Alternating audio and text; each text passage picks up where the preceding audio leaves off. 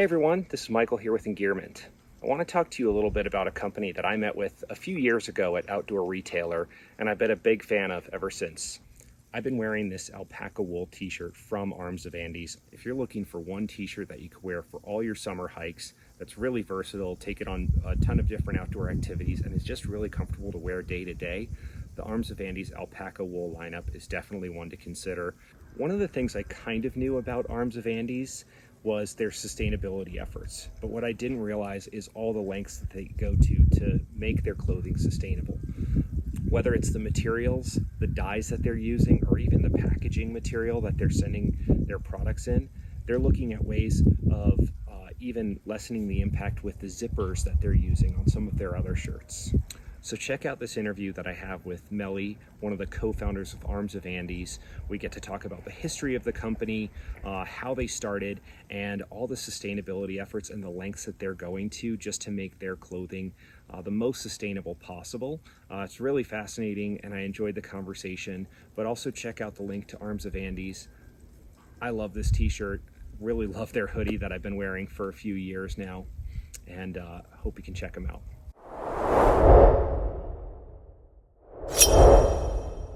I am here today talking with Meli from Arms of Andes, and I had the opportunity to meet with them many years ago at Outdoor Retailer, which was where I was first introduced to the brand. They had an awesome story. At that time, I started wearing this awesome Alpaca Wool hoodie. I've been skiing in it for many years. Love it in the winter. And hear more about how you started, the story of the company, and why alpaca versus some of these other materials that we're also familiar with. Yeah. Wow, I think we started about 8 years ago. Because our parents are from Peru and they're from the Andes. And me and my brothers and my little sister, we were born and raised in LA. We always had a connection with Peru. As kids, we would constantly go back and just visit the Andes with my mom and when she was living. So since we were always visiting, we know about the culture about Peru. And my dad, fortunately, is also a businessman. He exports quinoa and tarragon from Peru. And so as a little age, he was always showing us how the business runs, the different business cultures with, European and Americans and with Peru, and how to handle this type of differences. So we got into alpaca because Peru is the primary exporter of alpaca wool. And we were mostly looking into like different things of what we can do in Peru, because Peru has lots of beauties and mysteries like foods and natural medicines. And we also have like leather and everything. So we started going into alpaca and started working a bit there, looking into the yarn, and maybe we can do something in like B2B, but nothing was working. And then we heard a podcast about the benefits of merino wool. And the idea kind of just popped out. But why is merino so good? And how come alpaca isn't as good, or it's not, why isn't it better? Why wouldn't it, if everybody loves merino, why wouldn't they love alpaca? And so we started just thinking like, where does the merino sheep originate from? And they originate, I believe, from Spain. And the alpaca's native homes is from the Andes, where it's hot and cold, different extreme temperatures, where their clothes are their wool, is the hair of the alpaca, where it has to regulate the temperatures. So it was kind of click like, yeah, alpaca should be in some way superior because it has to withstand so many different climates. So then we started creating a base layer, which turned into a mid layer because it was way too heavy. And just to get that one mid layer / base layer took so much time because it was learned. We had no experience in the clothing industry. Like we didn't study it. I studied marketing, rental economics, but we knew the business, and we knew that if you want to get into something, you always have to question everything. So that's what we did. We questioned everything. And fortunately, Peru is also a manufacturing country. So they do a lot of clothing manufacturing and natural dyes as well. And once we were able to make that mid layer, and then we were able to make a base layer, and that just was like, well, why stop there? Why not leggings, boxers? Like, why not a full collection so you can actually become an alpaca on your trips? Why can't you do the full thing? So then as we started getting into it, we started creating the clothing supply chain. So started like, how do you even make these clothes? Where do you go into? And again, asking a bunch of people a bunch of questions, getting like literally getting into it, like going and seeing how this is created and learning. And then that's when we discovered the sustainability issues, a lot of things that we don't see. So fabric finishings are one of them, the notions, which are essentially the tags, the zippers, the threads, everything that is used to piece the garment together. And then obviously the transportation within the supply chain was another issue. So we started getting into it, started asking more. And I never, every time I've seen like a cotton button up t shirt that said anti static, anti wrinkle, and all of these anti things, it doesn't really make sense because cotton's really against that. It absorbs, it does everything. And it was because people would add a fabric finishing, essentially a chemical to it. And they were offering the same chemicals to alpaca. Um, so that's when we kind of were like, well, what if we just remove all chemicals and then start from there, how to make it a bit better? So we do add a silicone finishing, fabric finishing, because there was no way to avoid it. The fabric was too itchy, but we are looking for a biodegradable one. So the mission was kind of like, how do we make this as the most sustainable clothing ever? And then how do we teach people about this? And also, how do we educate ourselves? So we started asking scientists, even in the industry, about it. We interviewed them, and we also share it on our social media. So we interviewed Dr. Shauna Swan, who did a study on the effects of phthalates on our hormones. Dr. Behak, who discovered microplastics in our blood. Professor Terry Collins. We started asking everybody questions about chemicals and getting into it.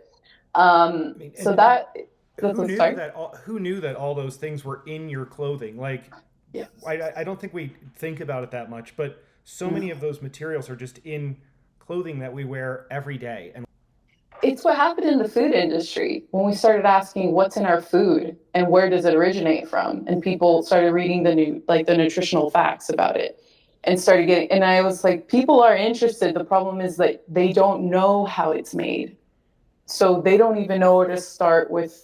Start with what is this? And usually not many clothing brands, like the typical clothing brand, is not located in the same country as they're manufacturing, nor know the language. So how would they really know what to ask or what to go? They would have to go there. So that's our dream, is to be an example how to be sustainable. And then comes the benefits of alpaca wool to push people to go the outdoors and to actually experience it. Because my personal opinion is, if you really want to experience the full benefit of alpaca, you need to go to high altitudes and you need to hike like crazy. And then you're going to notice when you're trying to catch your breath and you're sweaty and it's hot, but you're also chilly. And that fiber just does its magic. Yeah, I've certainly noticed it wearing it here in Colorado at high altitudes. And it is, I mean, as I said, I've worn this through many ski seasons now. Yeah. Ski touring where, I'm sweating a lot and, but it's cold out and I need to stay warm and dry and I can wear It it does for not. a few days at least without having to wash it, Yeah. which is one of the other great benefits, compared to merino. I was studying the scientific, I was looking into scientific articles of why alpaca's fiber is better than merino. Mind you, I don't hate merino. I actually do love it. And it does benefit us because really we feel our competition would be synthetics, not merino. yeah, But and like 60%, I think it was like the textile exchange said like 60% of the clothing industry is polyester, then 30 is conventional cotton, 1% is I think wool, and then 0.000 something is alpaca. So we're really, really small. So merino just helps us. Yak wool helps us. yeah. It's we have to like avoid all synthetics. But if I was looking into like why alpaca fiber is so unique in that there's not, I wish there was more articles, but the ones I found do make sense. They were saying that the alpaca fiber has hydrophobic scales, but the inner core of the fiber is hygroscopic. If I'm not, yeah, hygroscopic, and merino is hydrophilic. So merino will tend to absorb the water. That's why it helps you dry quickly. It doesn't keep you wet, but then it able to regulate your temperature so you're cool when it's warm and then warm when it's cold. But so with alpaca, because it has a hydrophobic scale, it's able to repel water. But if there's enough moisture in the air and that'll push through the scales and enter the core, then the core will hold on to the moisture.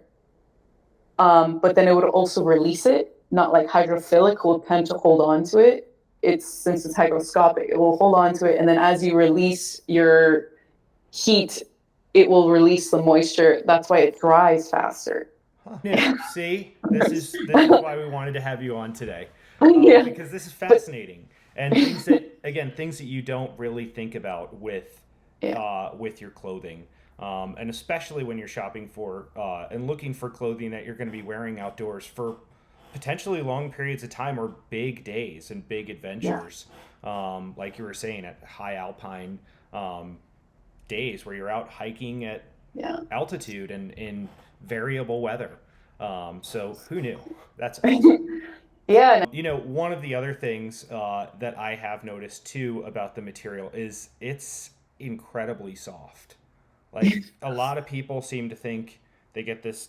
I've heard at least plenty of times people will say, "Well, wool feels itchy or wool feels," and I just got this T-shirt the other day, and I will talk a little bit about the piece that I've been wearing for years because it feels like a cashmere sweater. It's so nice. Like you can, I've been known to just wear it on a cold evening at home because it's just so cozy. There's lots of reasons, but I think just the more you use it, the fibers tend to relax a bit more and it becomes soft like cashmere, like very, very cozy. But the other reason I believe that people might find merino itchy, it has to do with the scales. They're that are prickly. So one part has to do with the microns, right? The finer the micron, the softer it is against your skin. But the merino fiber itself has scales that poke out. So when you put like your merino in the washer or dryer, it felts up, it grabs together. Mm-hmm.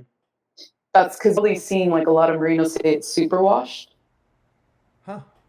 So it's supposed to be like laundry safe and and technically it's supposed to be softer, but that's because they use a process called, I forgot the process, but it uses chlorine gas and some other hot water, and it burns off the scales of the merino. So that's what makes it smoother, and that's why you're able to wash it better without having it to felt up. But with alpaca, you do have scales, but they're flat and smoother. So if you put this in the washer dryer, it won't felt up. Maybe it'll shrink a little bit, but then it'll just go back to normal as you wear it again. Nice. Unless you put it in really, really high hot temperature, but even then it wouldn't felt. It would just kind of shrink up a little bit, but then as you keep using it, it'll just stretch out as it goes. I want to ask you about two other things. We talked a little bit about the sustainability efforts, and I've noticed that really goes down to every little detail. Like one thing, even in some of your dyes that you use to color the shirts, as well as like this is the packaging that this shirt came in, and I can compost this. I mean, so it seems to me like so many of those details you're really being thoughtful about, and would just love to hear more about that. Yes. So we started getting into natural dyes around 2020. And that was another thing about our mindset, pushing the sustainability boundary. How can we make it more sustainable? It's really hard to work with natural dyes. It's hard to control it. So you have issues of bleeding and staining. Mm-hmm. Then you have issues of getting the same shade color. But still, it's like a hiccup. It's like, well, if you're going to give up there, then it's like you're missing out. Like how could you not do it, especially in Peru with everybody that knows natural dyes.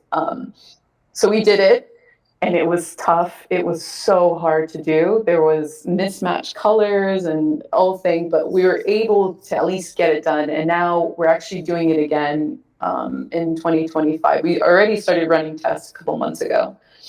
But I want to introduce purple, red, more shades of blue, green, some gray, and basically the hope will be to remove all low impact dyes and just use natural dyes or the color of the alpaca itself, because the alpaca has over 22 different natural colors.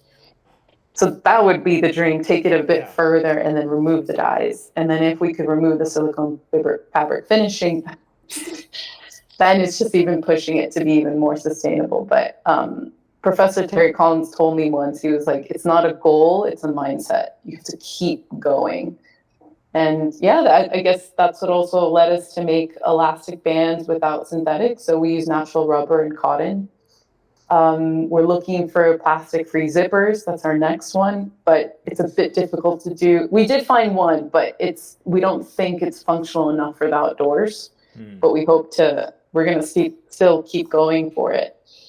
And our packaging, our packaging is, some of it's compostable, and we were looking into paper, but I did find a study that said you're gonna have to ship more because the paper doesn't fit as well and compact as. So it was like something around 6 times more shipping if you were to use compostable, which didn't really make sense for the carbon footprint. So all of these points is that mindset of what is sustainability, keep going and going and going. Yeah, keep improving.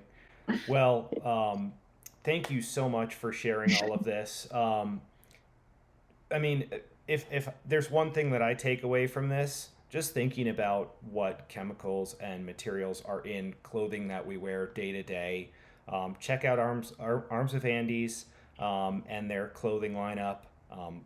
We love their gear. Will and I have written about them. I'll put a link in this video to some of our previous reviews that we've written. But yeah, definitely check them out. And thanks again, Meli, for meeting. Thank you so much. Absolutely.